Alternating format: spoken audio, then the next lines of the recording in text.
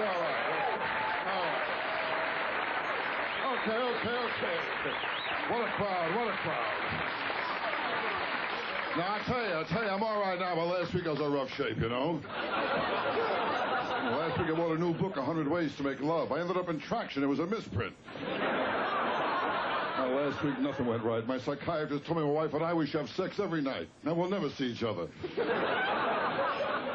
My wife and I, all we do, we keep fighting about sex and money. I mean, she charges me too much, you know? I tell you, I can't relax. My kid drives me nuts. The other day I told him, I says, you're young, you don't have it upstairs. He told me I'm old, I don't have it downstairs. Oh, I know I'm getting old. If I squeeze into a parking place, I'm sexually satisfied. I mean, I got no sex life. I tried to masturbate. I had a headache. I'll tell you my trouble. I got the wrong doctor. You know my doctor, Dr. Vinnie Boombots. You know my doctor? What a doctor. You kidding? Well, that doctor, I called him up. I told him I had diarrhea. Put me on hold. I mean, that's the story of my life. No respect. I don't get no respect at all. Not easy. You kidding? No respect from anyone while I fell asleep with a cigarette in my hand. My wife lit it. Hey, good laugh here, baby. How you doing? I love a girl with a good laugh. You're all right, baby. I love girls who wear eyeglasses, too. You take them home, you breathe heavy, you know what the hell you're doing, you know? Well, I'll tell you, we got a lot of talent here tonight. Before we go, though, say hello to my partner, okay? Anthony Bavak. We'll take him out. Where's Anthony? Over here? That's Tony. Tony and I opened this place 16 years ago. 16 years of throwing out drunks. Well, half my family don't talk to me anymore, you know? We opened this place, and I tell you, since we opened this place, there's nothing I wouldn't do for Tony, nothing Tony wouldn't do for me. Been that way for 16 years, done nothing for each other. And say hello to a couple of guys who were with us since we opened, to our maitre d', Bobby Campbell. Take a bow, Bobby. Here he is, Bobby. Yeah. That's all right. Bobby's a brilliant man. Looks right at two people. He says, how many are you? And my favorite Chinese bartender, Teddy Wang, is there. Teddy, look at that. I'll tell you. Teddy's a great guy. He has one problem. Thinks my money's to take out, you know? Okay, let's start the show. All right, we have a guy here from Canada. Canada? Oh, Canada's here. Good. Later on, I'll make you feel at home. I'll chop a tree. Anyway, right now, say hello to Maurice LaMarche. Okay, Maurice, here we go. Okay. Thank you very much. Thank you, Rodney. All right. Thank you. Well, that's great. I am an impressionist, and people ask me, how did you get started doing impressions? I really had to watch a lot of television when I was a kid, and I cut my impressionist teeth on Saturday morning TV. Natasha, we must get Moose and Squirrel. Yes, Boris, darling. Fluffer and Fluckatash. Oh, by George, Quincy Magoo, you've done it again. Oh, Phineas J. Whoopi, you're the greatest. Come along, Chumley. Gee, Tennessee. Okay, Fred. Come on, Betty. Come on, Bam Bam. Paku, paku, puka. Bam, bam, bam. Gosh, Yogi, I don't think the Ranger's gonna like this. Ah, well, fuck the Ranger, boo-boo. I'm smarter than the average Ben, yeah? As I grew up, I became a real Trekkie, and do we have Trekkies here tonight? I just went out, I'm still a Trekkie, I went out and bought the video cassette of Star Trek III, The Search for Spock. I think this was the best Star Trek movie yet. The problem I had with it was the guy they had playing the Klingon general in this film. Very fine actor. His name was Christopher Lloyd, but he also plays Jim Ignatowski on the TV series Taxi. And for the first half of the film, you don't even recognize him. He's talking Klingon with English subtitles. Halfway through the film, he starts talking English to William Shatner, and all you can hear is Reverend Jim.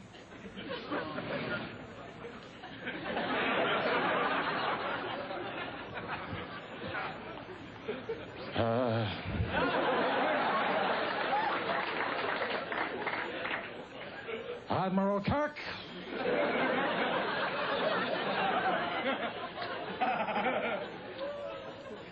You don't want to give me the Genesis device?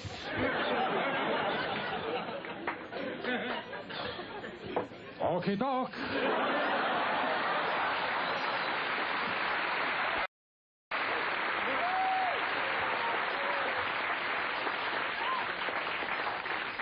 Listen, you've been great, and before I go, I would like to leave you with a quick thought. There is a saying, kind of started in show business, but applies to all walks of life, and that is, imitation is the sincerest form of flattery. I believe that's true, and I hope that when I'm on stage, I am flattering the celebrities I imitate. I know I'm certainly trying to do that. I thought about it the other day, and it occurred to me that no celebrity has ever really flattered me back, and yeah, it's kind of pissing me off, to tell you the truth. I think if I could have any fantasy I want to fulfill, that it'd be to have a group of my favorite stars pay tribute to me. Hi there. Remember me? I just want you all to know that Maurice LaMarche is a very close and personal friend of my brother Billy. Maurice makes me proud to say that I'm an American. That's because he's a Canadian. Is he a comic? Jesus, I forgot. I just thought he was doing great with you.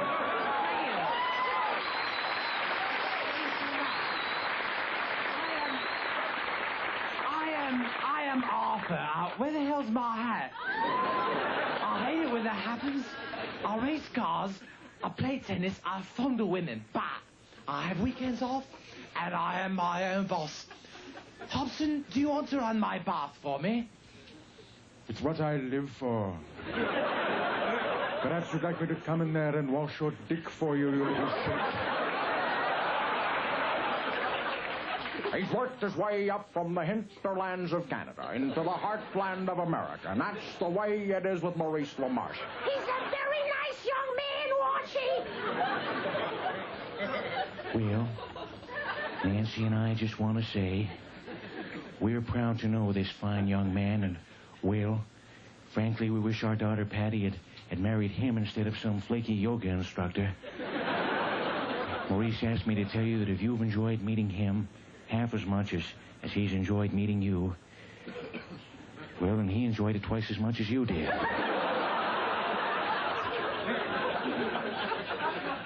Meet Maurice LaMarche, an impressionist who's lost control of both his vocal cords and his mind. You don't know it yet, but you've just passed through Maurice LaMarche's own personal Twilight Zone. Thank you very much. You've been great. Good night, ladies and gentlemen.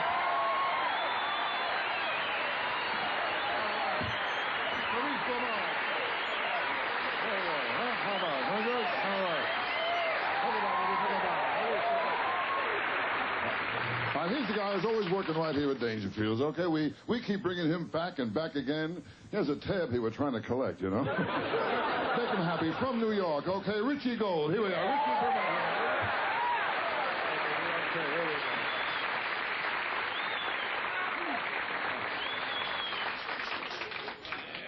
go. How's everybody doing? All right, okay. It's good to be here. I got to tell you something. You know, I haven't always been a comedian. At one time, I taught in the New York City school system.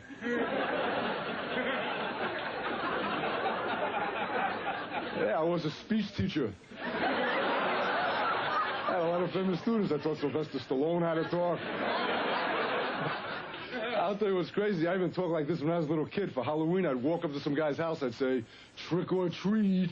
Guy would give me his wallet, his car, his wife. When I was a kid, I always want to get on those kiddie TV shows. Remember shows like Captain Kangaroo, Howdy Doody? Remember the Howdy Doody show? When I was a kid, I sent away for tickets for the Howdy Doody show. I'm going this Sunday. Not just an average kid growing up. I was average in school. Listen to what I heard, though. I heard kids graduating high school these days, especially city kids, are far below the national average in terms of their reading and math skills. That's because they're given a test. It's called the California Achievement Test. And city kids are flunking this test because there's questions on it like, if Biff wakes up at 5 o'clock in the morning and carries a 50-pound surfboard to the beach while eating a health food salad, if he catches a wave going 40 miles an hour, how long will it take him to get back home? See, city kids cannot relate to this. You have to give city kids questions like, if Tyrone gets home at 5 o'clock in the morning, after breaking into a health food store, if he can run 10 miles an hour in front of a police car going 20 miles an hour, how many years in attic will he get? Thank you. And I'll tell you, I've been traveling around. I was all over Europe. I was in England. Listen to this. I was in England. I was in a restaurant. I asked them if they had English muffins. They never heard of them.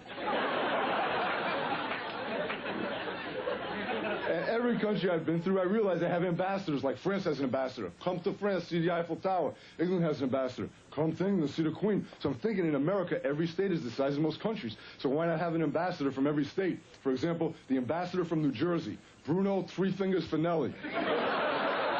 Hey, come to Atlantic City. 10-1, you don't make it. The ambassador from Puerto Rico. Hey, come to New York.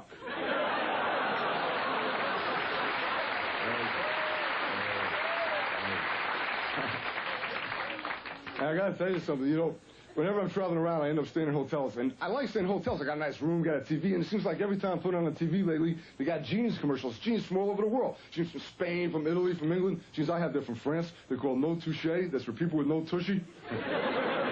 So you have no tush to put in your jeans. Looks like you got duty back there. Do you ever see little kids when they have to go to the bathroom? They don't know how to ask, so they just stand there going, I got duty.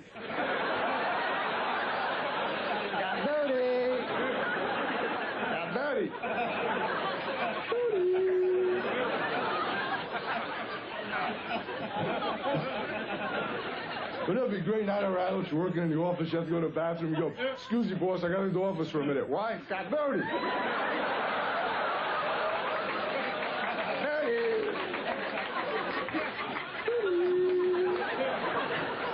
Try that, see if you get a promotion.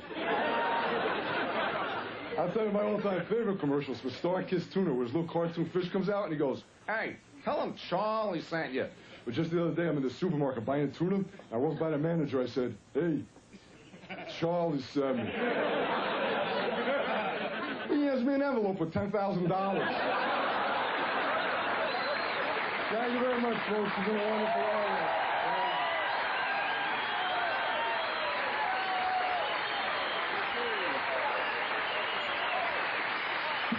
Richie Gold. And now what I want to do, please, no pictures, all right? I don't want to be seen here. I want to bring on now a very talented guy, a guy who's worked for some of the most famous bistros in the country.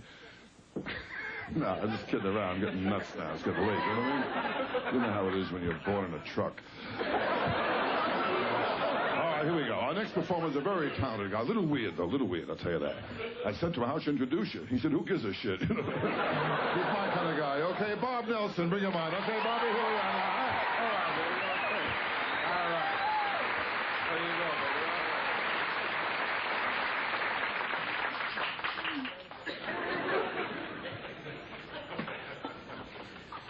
Yeah.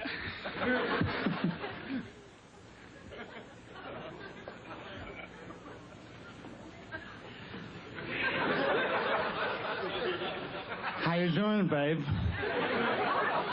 What's your sign? I'm feces.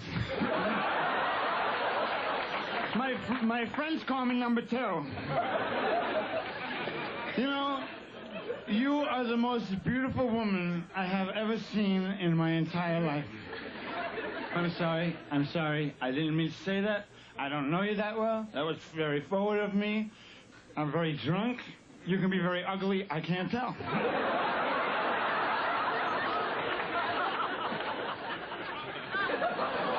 Oh, I'm sorry.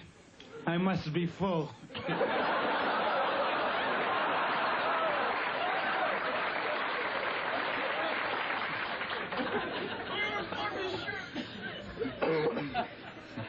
Do you like football?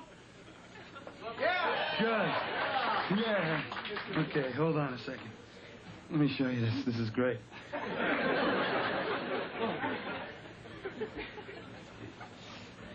Oh, first I want to show you my grandmother. A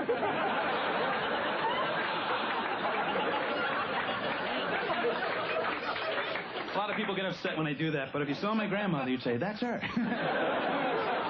Here's my dream girl. Here's my dream girl lying down on her back. Gotta take the good with the bad, I guess. Here she is standing on her head. Now, this is my football season. And now, let's meet the players of the College All-Star Game. Billy Bob Brubeck, University of Texas, right guard.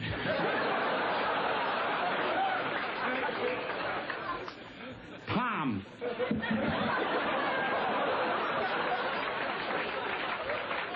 Robert W. Wilson, Harvard University, quarterback.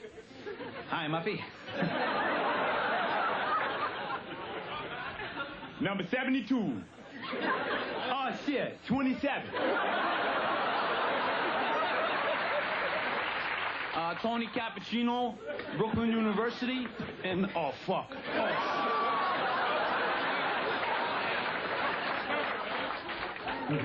Bruce Kuskiaski, San Francisco University, tight end.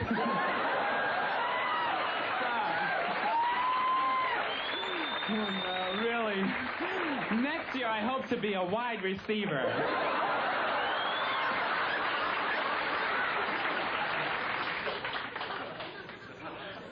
Hello.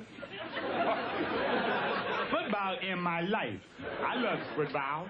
You see me playing football on the football field with a football. But when I play football, I make sure that I always wear protective gear, such as my helmet and them shoulder pads. Don't ever go on the field without these things on, because you could get seriously killed. I myself, when I was a little children, I was playing football with my friends, and my head would accidentally rip from my body. No, and my head was laying in the mud, and my body would run around tackling shit like this. Finally, one of my friends put my head back on my body, and the doctor said that I had Dane Bramage. But my friends don't know what the fuck that shit is. Anyway, the most important piece of equipment is called the cup. Now, it ain't no Dixie cup, and it ain't no coffee mug. And you certainly won't want to be drinking nothing out of it. It's a piece of cup duet. It goes right there, and then you can't get hurt. Look. There ain't no way you can get hurt when you're wearing your cup. Now, I ain't got my cup on. And I can't see shit right now. And my testicles are caught in my shoulder pad.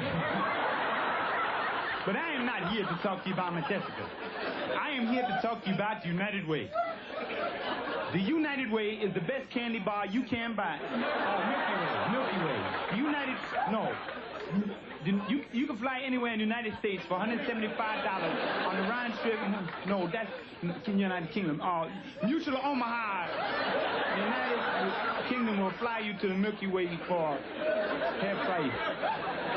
You see, I don't really know what the United Way is. This producer said, do the commercial real quick. I said, I don't know what it is. But I do know what UNICEF is.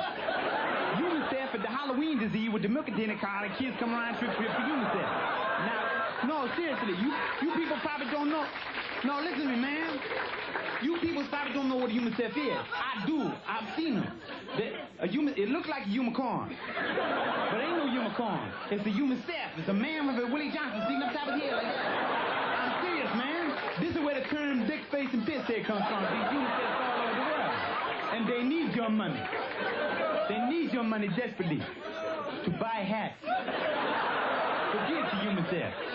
Or you could give to the United Negro College Fund. I give to the United Negro College Fund because the mind is a terrible thing. And it must be stopped in our lifetime before I kill somebody. You know, I've been playing football all my life. If I did not play football, I would not be playing football today. This has been an announcement from the MFL. The NFL. The National Football League. Thank you very much.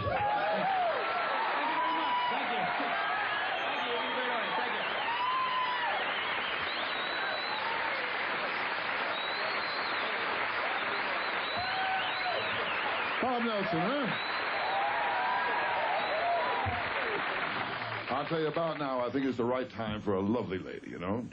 In fact, any time's the right time for a lovely lady.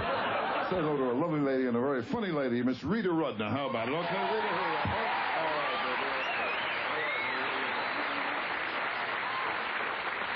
are. Well, thank you, Rodney. I guess I should start out by telling you the latest thing that's just happened to me in my life. I just had a birthday.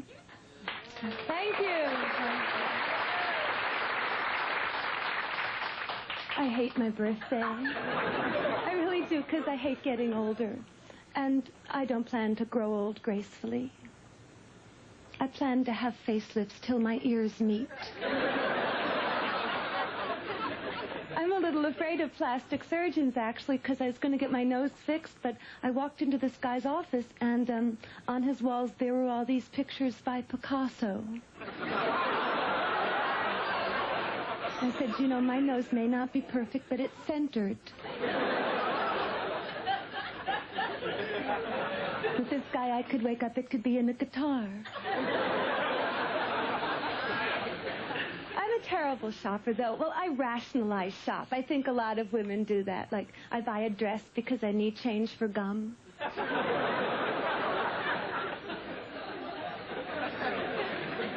Shoe salesmen are my least favorite people in stores because they always lie.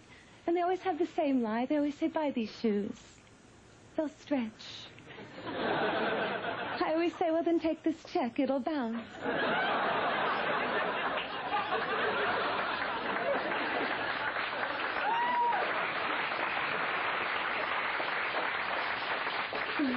Saleswomen always hold up dresses that are so ugly, and they always say the same thing, too. This looks much better on. On what?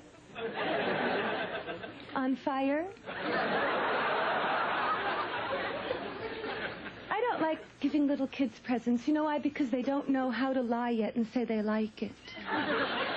It's awful. I gave my girlfriend's little girl a dress for her birthday last year. She held it up. She said, ooh, does anyone want this? All the other little girls said, no, it's ugly. I love little kids, but I'm so afraid to have one. I'm so afraid of natural childbirth. It's backwards. It seems like everybody's taking drugs except when they need them.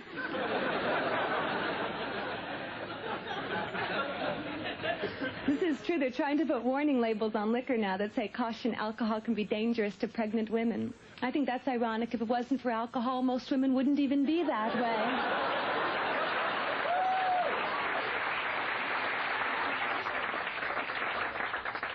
And I work so hard to stay in shape, you know. Whenever I read anything, it always says, consult your doctor before doing any exercise. It always says that. Does anybody do it? I kind of think my doctor has people coming in with serious problems. I don't think I should call him and say, hi, this is Rita. I'm thinking of bending at the waist.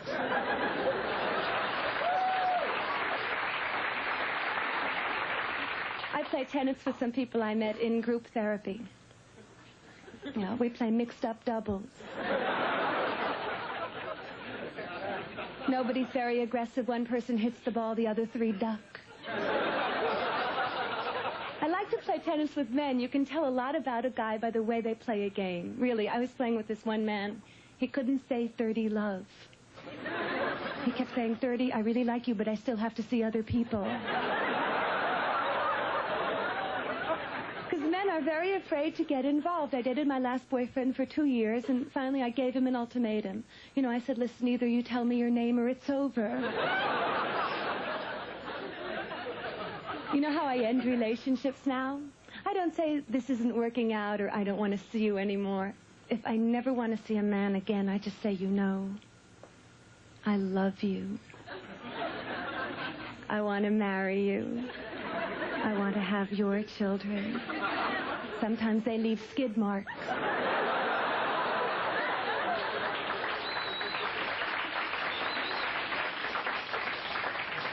I don't understand why men are afraid to get involved, really, because men don't live well by themselves. They don't even live like people.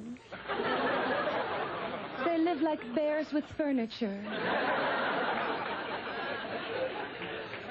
It's true. I used to go over to my old boyfriend's cave. They had a nice dirt floor. Nothing on the walls. Well, except for some food. I can't describe the bathroom, too, because it was just too disgusting. But I'll try.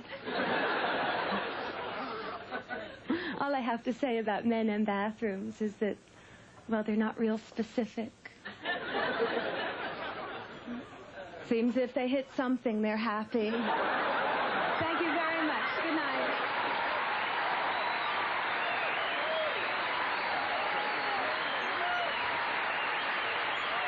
Very nice. Yeah, they're good laughers over here. Good audience right there. That table, you're beautiful, okay? Hey, Bobby, this whole table here, give me a round of drinks on me.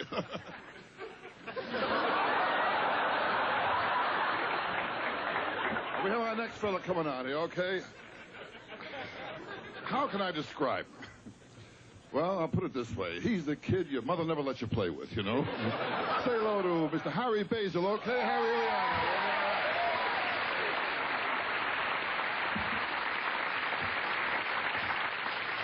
Thank you very much, ladies and gentlemen. Thank you. Tonight, I would like to start off by telling you all a wonderful story. A story of a young boy who soon became a powerful man. The story of a young boy who soon became a king.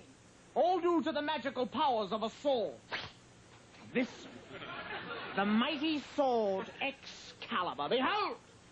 I hold in my hands this mighty sword Excalibur.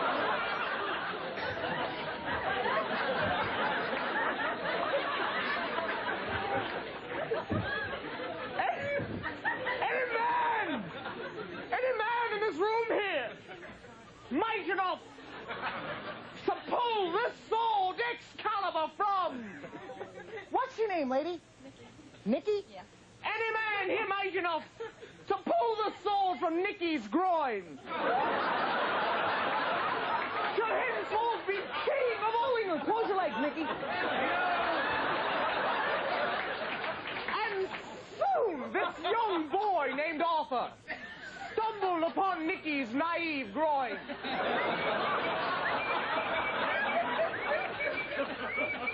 Oh, behold! This is the mighty sword Excalibur! Vibrating within Nikki's groin. Hold it.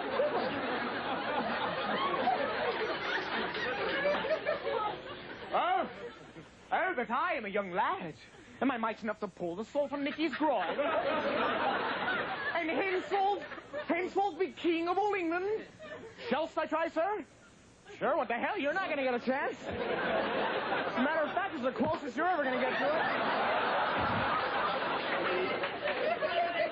You've got a hittable head, okay?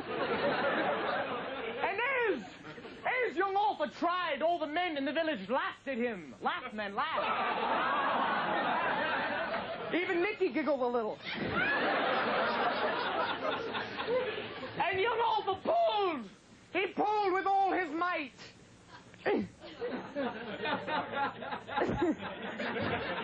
Relax, Nicky, relax.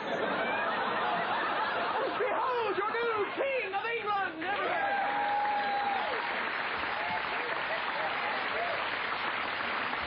Well, that concludes the sword and Nicky groin portion of my show, ladies and gentlemen. And does anybody here at all have an unlit cigarette I could use, please? Just throw it up here.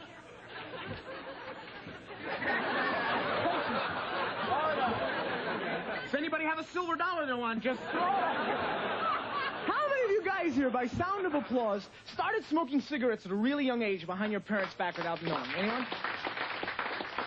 A really difficult thing to do, especially if you have really strict parents like my parents were. My parents always tell me what to do and what not to do, always getting on my case all the time. But last summer, I had the greatest time of my life because my parents went away for vacation, and they left me the house all to myself, you know what I mean? And my friends said, Harry, man, let's invite some chicks over. Let's have a party. Let's have a wild time. Let's get Nikki in her groin, you know what I mean? But I was scared because my parents have a lot of valuable things. I mean, my father left his brand new Porsche for me to watch, and my mother's got this glass egg she's always bitching about. But you know, ladies and gentlemen...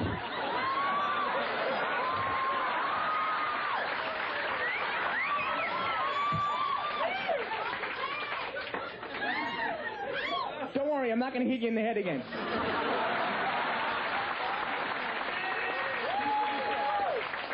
But you know, I learned an important lesson that summer. I'm young. There's lots of things in life I need to experience. And sometimes in life, you just gotta say, what the fuck? You know what I mean?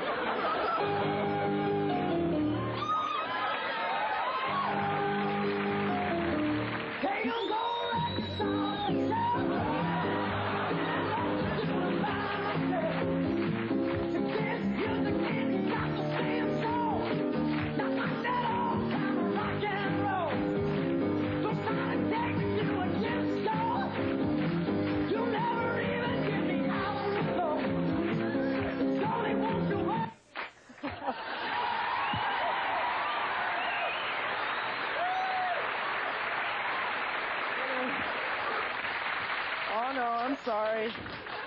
I'm sorry. It's time to put the monster away. Thank you very much. Good night, ladies and gentlemen.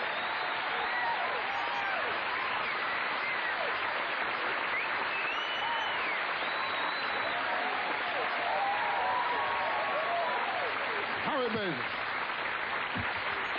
Very nice, very nice. I'll tell you, comedy, huh? Comedy is in my blood. I wish it was in my act. Our next comedian is from Russia. How do you like that, huh? This guy came here 7 years ago, couldn't speak a word of English. Today he speaks 12 words. All Spanish. Say hello to Yakov Smirnoff. Okay, here we are. Great guy. Okay. All right, baby. All right. Hi. Hi. My name is Yakov Smirnov. I am a comedian from Russia. Thank you very much. I want to explain to you what happened to that airplane. I am actually from Russia. I was born there, grew up there, worked as a comedian out there. What surprises me, American people don't know we have comedy in Russia. We have comedians. They're there. They're dead. They're there. It's very hard to do comedy in Soviet Union. You have to write out all your material, and you send it to Department of Jokes. I'm not making this up. They send it back to you censored. You have to stay with the script. You cannot improvise. If someone heckles you from the audience, you can't say, like, your mother wears army boots. Because she probably does. And she will hurt you. Good thing about doing comedy in Russia, you have captured audience. They're not going anywhere. You gotta be very selective, very careful with what jokes you say. If you say, like, take my wife, please, you get home, she's gone. I realized that I wanted to get out of Russia. It's not easy to get out because you apply for a visa, but they give you MasterCard. Yeah. There are no things like American Express. They give you Russian Express. Don't leave home. Finally, I got an answer, get out. And my first stop in America was in Cleveland, Ohio. Anybody from Cleveland by chance? Anybody? They made me feel at home in Cleveland, so I had to escape again. Now, I make fun of Cleveland because everybody makes fun of Cleveland. Is that correct? I mean, every country has one city people make fun of. In Russia, we used to make fun of Cleveland. Then I got to New York. New York was great. I walked out of the airplane. I saw my name written, big letters, Smirnoff. America loves Smirnoff. I said to myself, what a country. I didn't speak English. It was hard, you know. Everybody was telling me different things to do. You know, people would say, you're going to learn pidgin English first and you'll be fine. So I used to go to parks. And I learned... Then I learned how to crop on windshields. A friend of mine said, I quit smoking cold turkey. Whatever makes you happy. What do you smoke now, ham? I was reading newspaper. The ad in the paper said, big sale last week. Now, why advertise? I already missed it. They're just rubbing it in. Another ad in the paper said, we guarantee our furniture and we stand behind it for 6 months. That's the reason I left Soviet Union. I don't want people behind my furniture. I was in Nashville, Tennessee. That screwed me up completely. Those people check your hearing constantly. You come back, you hear. I heard it. I was working there in Nashville, and the club owner was a very nice guy, kind of a little weird, showed me around Nashville, showed me his farm. And he played practical joke at me. He let me milk his bull. Now, I learned something. You milk this animal once, you have a friend for life.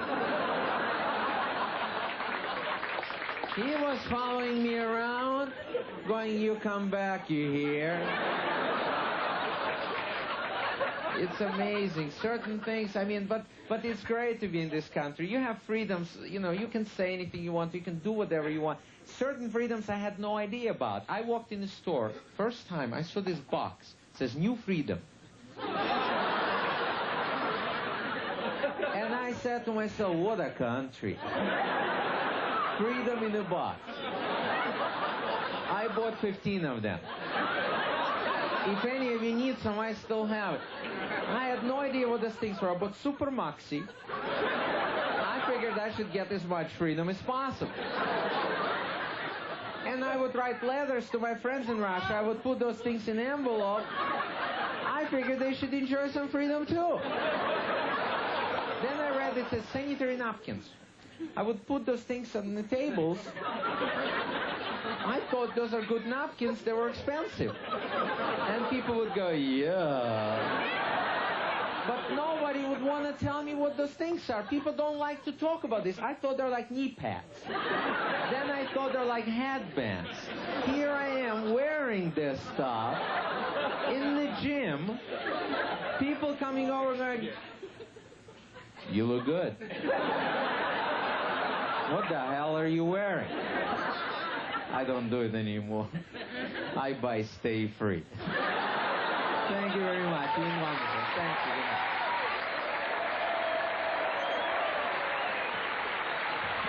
Y'all guys fair enough. Okay, pretty good, huh? All right, we'll move along this time now. Here's a guy who's rather unusual. And I love people who are different, you know. When I say rather unusual, you know what I mean when you meet him, okay? We all love him here. Let's have a nice, warm reception for Sam Kinison, okay? Here we are, Sammy. All right, baby, here you are. Baby, I love you, I love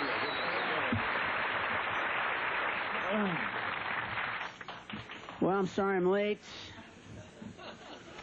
I was supposed to be here a little earlier, but I just spent the last 2 hours at a 7-Eleven going, Marlboro! Marlboro! Cigarettes!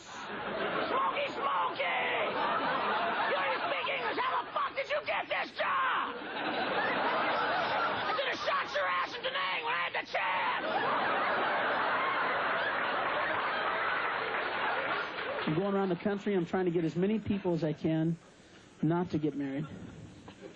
I promise never to get married. I've been married, and I'm just trying to help. Okay? Somebody here that's never been married? You never been married? What's your name? Michael?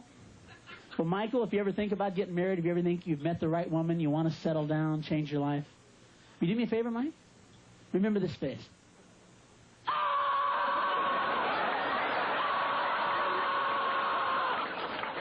Because if you get married, Mike, that's going to be your fucking face every day. It's the face of every married man.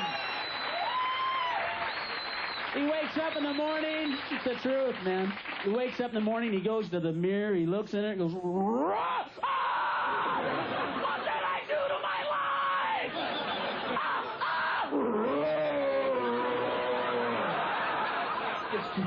It's true, folks. Well, there's one good thing about marriage. I don't want to put the whole institution down. There's one good thing about marriage. Best thing about marriage is that these are connected. They don't come on. Because if they did, your wife would take it as soon as you got married. She'd go, you're married now. You won't be needing that. I'll just take care of that for you, okay? Now, if you want this, it'll be in my purse or in the refrigerator. What? You're going out of town with your friends? You can just leave that here. Oh, it's true. You see all these guys on the phone going, hello, guys. Yeah, listen, I got to cancel out. I can't make it. No, I'm not going to be able to go. She's got my dick! No, she won't give it to me. I talked to her all day. Yeah, she got the spare, too. Well, she's upset. I tried to sneak out of the house with this morning, and I was halfway out the driveway. She come running out of the house, and I had to give it to her right there in the street. Okay, I'll ask her. Hold on. Honey, it's the guys. No, they just called to say that they're all taking theirs. Well, no, I'm just going to take mine because I didn't want to stand out. You know, everybody's taking everything. Okay. She said no fucking way. Yeah, she said no way the dick stays here. Yeah. Do me a favor, if you guys see me working on the yard and stuff around the house next week, you do me a favor? Do you love me? You do me a favor? Kill me. Kill me, strangle me, shoot me, run me over. Whatever it takes, I'm in hell!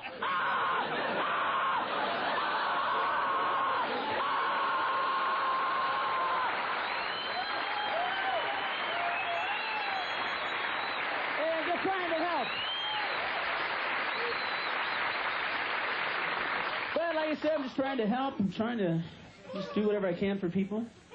Like the World Hunger thing, the USA for Africa. Isn't that great? You guys hear the song? Nice song, isn't it? Beautiful. I'm like anybody else on the planet. I'm very moved by world hunger. I see the same commercials.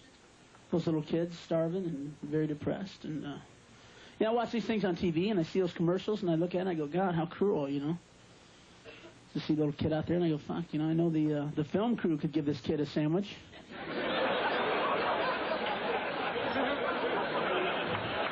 You know the kid's not out there, filming a letter from home with a Betamax, huh? You know there's a director 5 feet away going, don't feed him yet! Get that sandwich out of here! It doesn't work unless he looks hungry! But I'm not trying to make fun of world hunger. Matter of fact, I think I have the answer, because I spend a lot of time working it out. And if you want to stop world hunger, stop sending them food. Don't send these people another bite, folks. You want to send them something, you want to help, send them U-Hauls. Send them U-Hauls, some luggage, and send them a guy out there that goes, hey, you know, we've been driving out here every day with your food for like the last, 30, 40 years.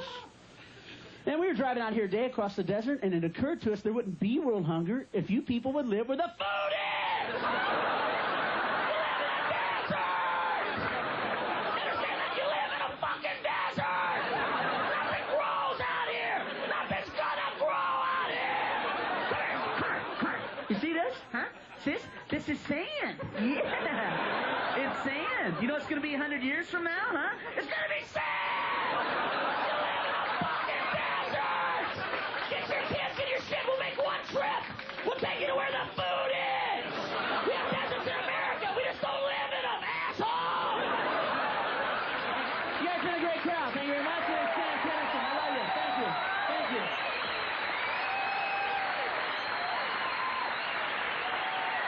Wait a minute, A lot of funny guys all over the place here. What can I tell you? Oh, by the way, I want to apologize for the inconvenience tonight. There's no man in the men's room, you know. Yeah, the guy in the men's room quit. He couldn't stand the smoke from the kitchen. And, here's a guy now. Here's a guy who's very funny, but he's lonely. He needs acceptance. Make him happy, won't you? Bob Saget, how about it? All right, Bobby, here we are now. Thank you. Guys, you're a wonderful audience. You really are. I'm not just kissing up. I'm really not. I swear. I'm slobbering all over you is what I'm doing, because I need you to like me real bad, because I have no act, and I have no life, and I have no future. I'm serious. My mom is Gumby, my dad is Pokey, and I'm Mr. Potato Head. So I talk real fast. If you have any drugs, take them now. I'm serious. I'm not funny, but I am quick.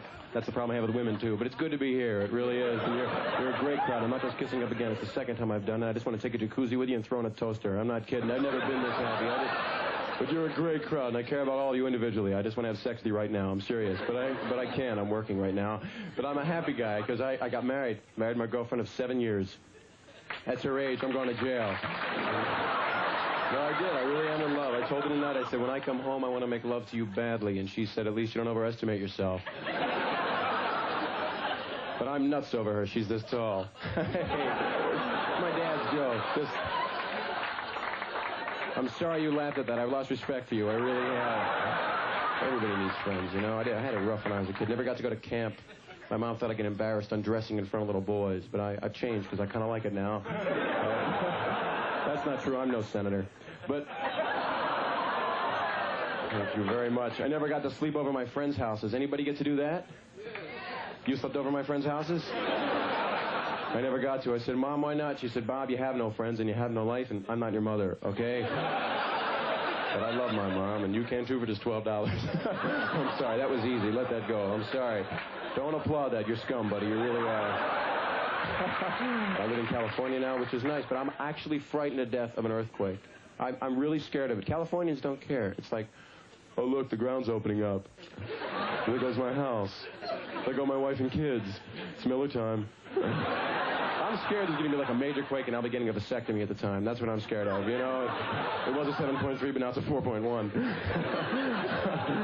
But I won't do that, damn it, because I want to have a kid. I really do. Right now I'm in no position to have a kid because I'm standing up and I'm alone. But I want to have a kid, but we've been trying to have a kid. Well, my wife's trying. I just lay there. But I won't breastfeed. Damn it, I won't do it.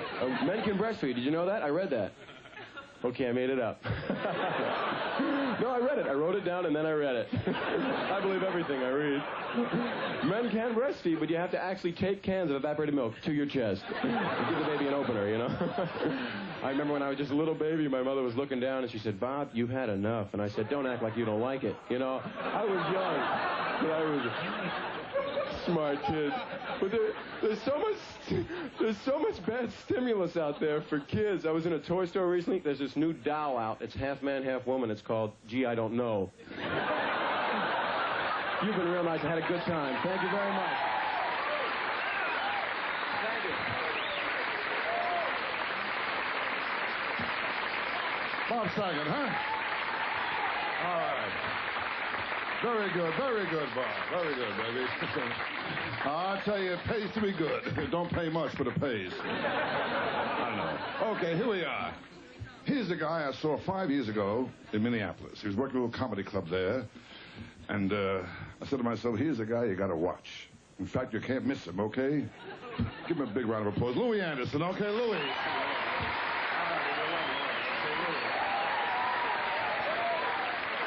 How you doing? Listen, I can't stay long. I'm in between meals, so bear with me on this. Let me move that so you can see me. Yeah, I live out in California where there are only 3 fat people.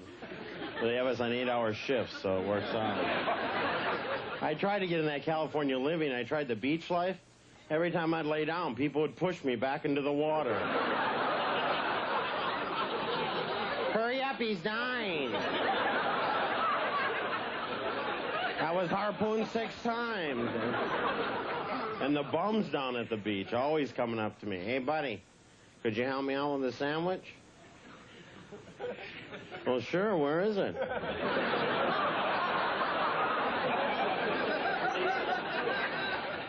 What originally brought me out there were the Olympics. I don't know if you recognize me.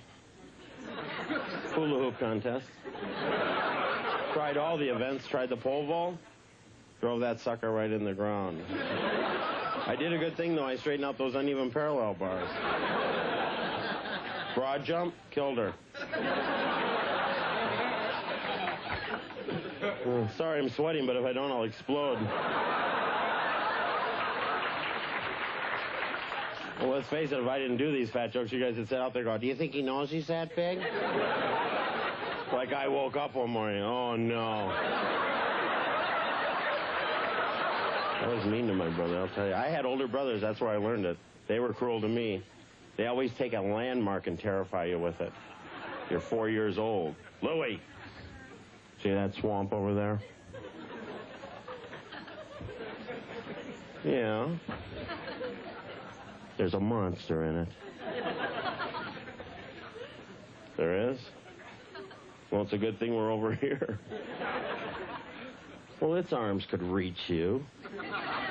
So for years, I walked way around that swamp. So I got a little older, and a little smarter, and a little brother. Tommy, see that swamp over there? That's where your real parents live. Can't you see their eyes bugging out from here? You ever get scratched by an animal when you're little? Your brother goes, uh-oh, what?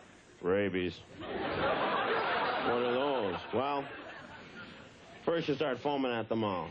Then they take a needle about 75 feet long. And they shove it in and out of your eye 50 or 60 times. You run home to your mom. This is rabies. I'll be foaming. There's a big... Are you on dope?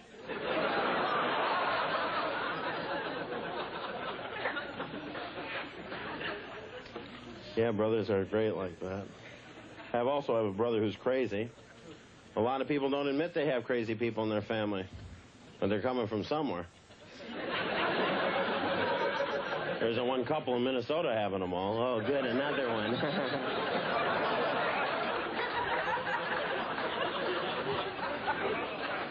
Kids are different nowadays. You got the kids into the punk thing. That's my grade. I love that, man. Don't be too hard on them. Because, you know, in 10 years, they're going to have kids. And those kids will find those pictures.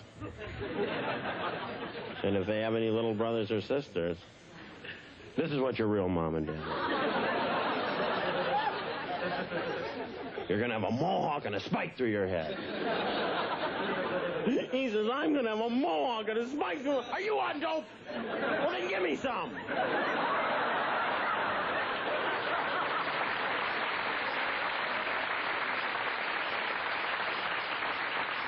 Thank you very much and good night. The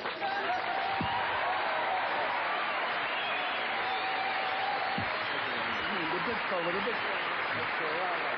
Louie Anderson, huh? Well, that's about it, folks.